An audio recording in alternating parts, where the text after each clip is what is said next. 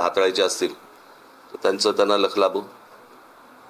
दुर्दैव आहे, मला वाईट या गोष्टीचं वाटतं. इतकं सुंदर मी त्यावेळेला आम्ही नाशिक केलं होतं, त्याची सगळी दुर्दशा बघून वाईट वाटतं. म्हणजे ते बोटॅनिकल गार्डन असेल किंवा माननीय बाळासाहेबांच्या नावाने केलेलं म्युझियम असेल किंवा अनेक गोष्टी ज्या त्यावेळेला केल्या होत्या, त्या सगळ्या गोष्टींची बस दुसऱ्याने केलंय म्हणून त्याची वाट लावायची. मला काल का परवाच मी हा प्रश्न विचारला की त्या स्मार्ट सिटीज काय झालं, त्या स्मार्ट सिटीचं कुठे गेलं? त्या स्मार्ट सिटी कुठच्याही देशातल्या कुठच्याही शहरामध्ये तुम्हाला काहीही दिसत नाहीये. सगळी शहरं बर्बाद होताना दिसत आहेत. आणि मला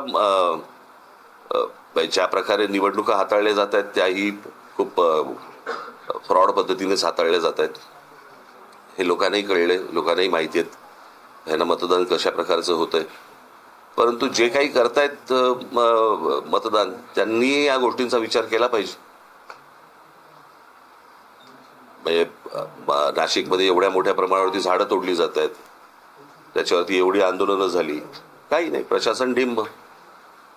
आणि ते सगळं चालू असताना देखील ज्यावेळेला निवडणुका झाल्यानंतर परत जर समजा भाजपचं लोकांना निवडून देत असतील, हो का, अजून काय बोलू शकतो मी.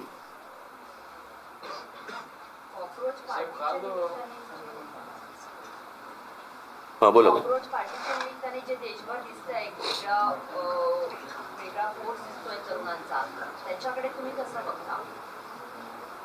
नाही, कसं आहे आता ह्या सगळ्या गोष्टींमध्ये हे शिक्षणामधल्या ज्या गोष्टी आहेत, कसं आहे हे बऱ्याच वर्षानंतर असं आंदोलन आहे या सगळ्या गोष्टींकडे. काय प्रत्येक आई वडिलांचा मुलगा हा काही नीट परीक्षेला बसला नव्हता. तिथे आलेले सगळेच विद्यार्थी हे काही नीटचे विद्यार्थी नव्हते. पण जे विद्यार्थी, जे तरुण तिकडे जे आले होते, तो त्यांच्यामधला जो राग आहे तो मला असं वाटतं सगळा सभोवतालचा सगळा राग तिकडे बाहेर आला आहे. आणि तो ह्याच्या पुढे अजून जोरात जास्ती मोठ्या पद्धतीने बाहेर येईल.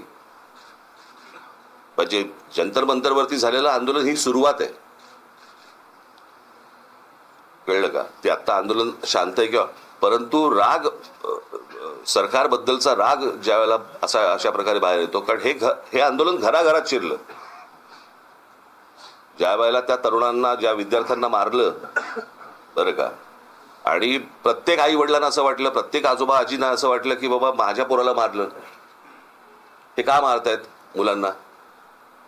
खरं तर ते शांतपणे आंदोलन सगळं सुरू होतं. सरकारने या सगळ्या गोष्टींची सुरुवात केली.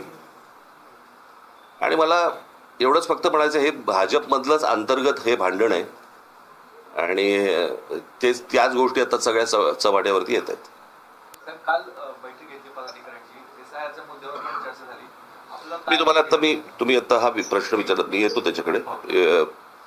शिक्षणाच्या बाबतीत मला काल अनेक विद्यार्थी मला काल येऊन भेटले. मला हाच नाशिक मधला पॅटर्न हा संपूर्ण महाराष्ट्रभर चालू असेल. प्रश्न असा आहे की दगडांवरचे ठसे घेऊन त्यांचं आधार कार्ड चेक करण्यापेक्षा मला असं वाटतं चंद्रकांत पाटलांनी या विद्यार्थ्यांकडे जास्ती लक्ष दिलं पाहिजे. मला ही गोष्टच नाही समजली की 10वी पास झाल्यावरती पहिल्यांदा क्लासमध्ये ऍडमिशन घ्यायची आणि क्लासमध्ये ऍडमिशन घेतल्यानंतर क्लास सांगणार की कोणत्या कॉलेजमध्ये ऍडमिशन घ्यायची.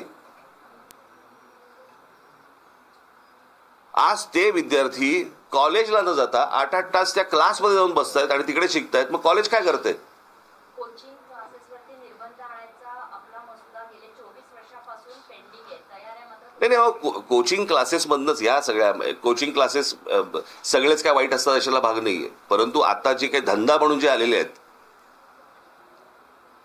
आता नीटचा पेपर देखील यांच्याचकडनं फुटला ना, याच कोचिंग क्लासवाल्यांकडनंच फुटला ना. आतापर्यंत जेवढे पेपर फुटले या कोचिंग क्लासवाल्यांकडनंच फुटले ना. मग प्रश्न असा आहे की ते निलकणी आणून तिथे आता काहीतरी त्या निलकणींना आणलंय वरती, त्यांनी मला असं वाटतं या क्लासेसवरती पहिल्यांदा लक्ष दिलं पाहिजे.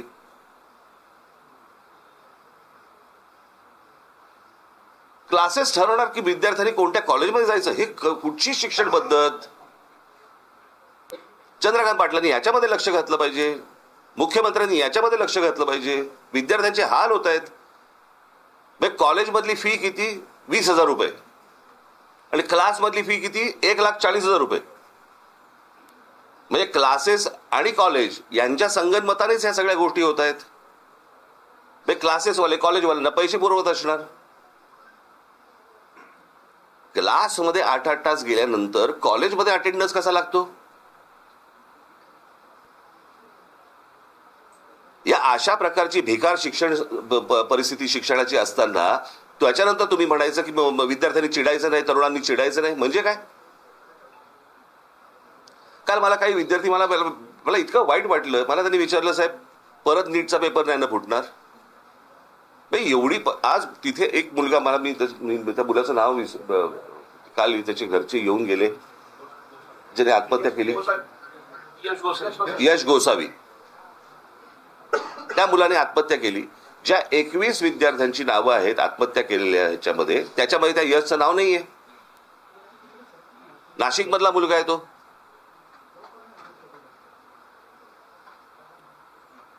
प्रशासनाला हेही वाटत नाही की बाबा आता इथे कोण पालकमंत्री आहेत नाही आहेत मला माहिती नाही, पण एक नाशिक मधला मुलगा जो नीटच्या परीक्षेचा संपूर्ण तयारी करतोय, पेपर फुटल्यानंतर तो व्यथित होतो, निराश होतो आणि आत्महत्या करतो. आणि आत्महत्या केल्यानंतर त्या मुलाचं 21 मुलांची नावं येतात, 22वं नाव देता येत नाही तुम्हाला.